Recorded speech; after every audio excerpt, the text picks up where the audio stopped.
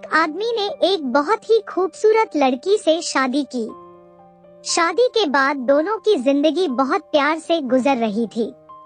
वह उसे बहुत चाहता था और उसकी खूबसूरती की हमेशा तारीफ किया करता था। लेकिन कुछ महीनों के बाद लड़की चर्म रोग स्किन डिजीज से ग्रसित हो गई और धीरे धीरे उसकी खूबसूरती जाने लगी। खुद को इस तरह देख उसके मन में डर समाने लगा कि यदि वह बदसूरत हो गई तो उसका पति उससे नफरत करने लगेगा और वह उसकी नफरत बर्दाश्त नहीं कर पाएगी। इस बीच एक दिन पति को किसी काम से शहर से बाहर जाना पड़ा। काम खत्म कर जब वह घर वापस लौट रहा था, उसका एक्सीडेंट हो गया। एक्सीडेंट में उसने अपनी दोनों आंखें खो दी। लेकिन इसके बावजूद भी उन दोनों की जिंदगी सामान्य तरीके से आगे बढ़ती रही। समय गुजरता रहा और अपने चर्म रोग के कारण लड़की ने अपनी खूबसूरती पूरी तरह गंवा दी। वह बदसूरत हो गई, लेकिन अंधे पति को इस बारे में कुछ भी पता नहीं था। इसलिए इसका उनके खुशहाल विवाहित जीवन पर कोई प्रभाव नहीं पड़ा। वह उसे उसी तरह प्यार करता रहा।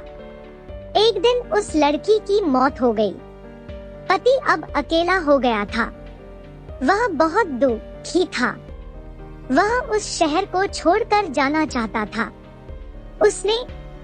उसने अंतिम संस्कार की सारी क्रियाविधि पूर्ण की और शहर छोड़कर जाने लगा। तभी एक आदमी ने पीछे से उसे पुकारा और पास आकर कहा, अब तुम बिना सहारे के अकेले कैसे चल पाओगे?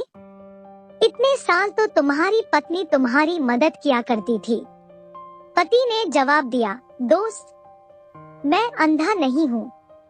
मैं बस अंधा होने का नाटक कर रहा था, क्योंकि यदि मेरी पत्नी को पता चल जाता कि मैं उसकी बदसूरती देख सकता हूँ, तो यह उसे उसके रोग से ज्यादा दर्द देता।